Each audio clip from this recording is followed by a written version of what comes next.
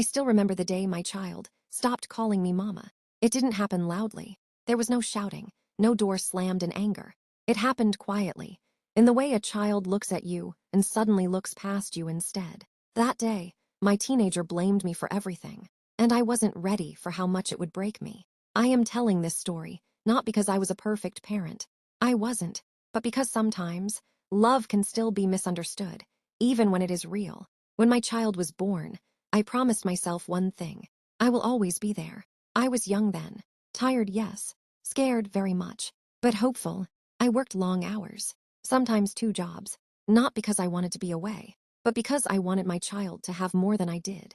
A warm bed, clean clothes, school fees paid on time, food on the table every night. I thought that was love. In the early years, my child followed me everywhere, held my hand tightly at the market, cried when I left the room, fell asleep on my chest while I hummed old songs. Back then, I was their whole world. I didn't know that one day I would become the reason for their pain. Teenage years do not arrive with a warning. One day your child is laughing at silly jokes. The next day, they are locking their door.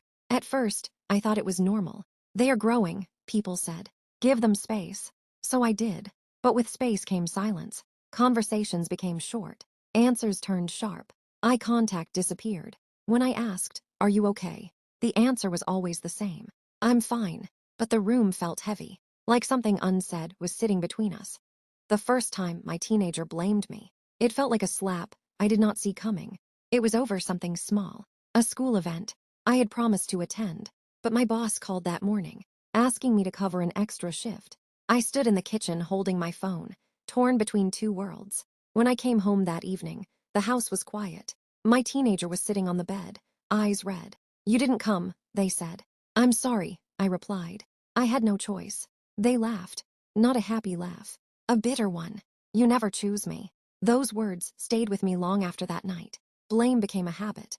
After that, everything became my fault. If they were unhappy, it was because of me. If they failed a test, it was because I pressured them. If they felt lonely, it was because I worked too much. One night, during dinner, they finally said it out loud. "You ruined my life." The spoon slipped from my hand and hit the floor. I wanted to defend myself. I wanted to list all the sacrifices, all the nights I stayed awake worrying, all the dreams I put aside. But instead I whispered, "I did my best." They stood up, chair scraping loudly. "Your best wasn't enough." And then they walked away. The quiet suffering of a parent. Parents are not allowed to break down easily. We cry in bathrooms, in empty kitchens, late at night when everyone is asleep. I blamed myself too. Maybe I worked too much. Maybe I didn't listen enough. Maybe I confused providing with loving. I replayed every moment. The missed school events, the hurried goodbyes, the tired replies. I wondered if my love had been invisible. The day everything exploded, the argument that changed everything, happened on a rainy evening. My teenager came home late, very late. I was worried, scared, angry. When they walked in, I raised my voice. "Where were you?" They threw their bag down. "Why do you care now?" I said something I shouldn't have. "As long as you live under my roof." They cut me off. "You don't get to control me after ruining everything." Then came the words I will never forget. "If you weren't my parent, my life would be better." Silence followed, not the peaceful kind, the kind that hurts your ears. They ran to their room and slammed the door, and I stood there shaking. That night, I didn't sleep. In the morning, I found something on the kitchen table, a notebook. Inside were pages filled with thoughts I had never heard. Loneliness, pressure, feeling unseen, feeling like love was conditional. One line broke me completely. "I don't think my parent loves me for who I am." I sat on the floor and cried. I had been so busy surviving that I forgot to see my child. Trying again, I didn't confront them immediately. I waited. That evening, I knocked gently on their door. "Can we talk?" I asked. They shrugged. I sat on the floor instead of standing over them. "I read your notebook," I said quietly. Their eyes widened. "I'm sorry," I continued.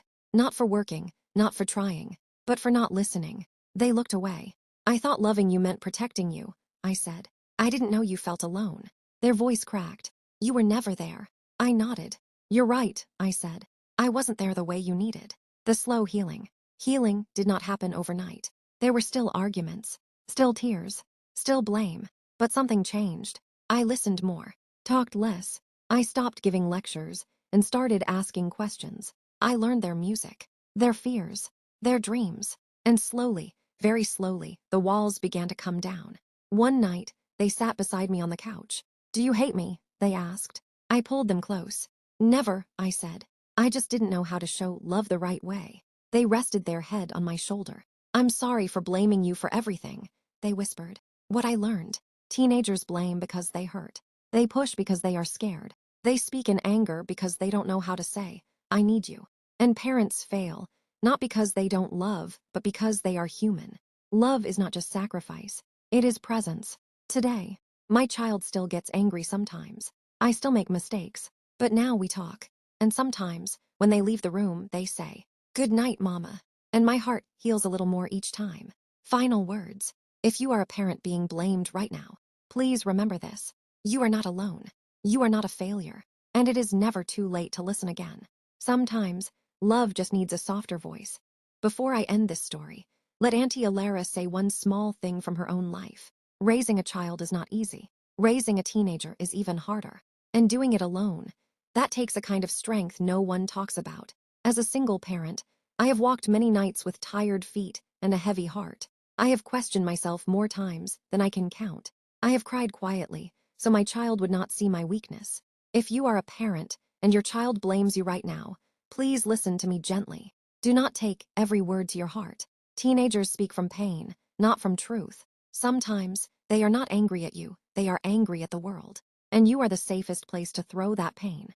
And if you are a single parent like me, remember this. You are already doing something brave. You stayed. You tried. You loved, even when you were tired. Mistakes will happen. Misunderstandings will come. But love does not disappear just because it is misunderstood. Keep listening. Keep showing up, even on the days when you feel unseen. One day, your child will look back and understand the sacrifices you never spoke about. If this story touched your heart even a little, please like this video so more parents can find comfort here. And subscribe to this channel so we can walk these emotional journeys together, one story, one healing moment at a time. This is Auntie Elara, reminding you, you are not alone. Your love still matters.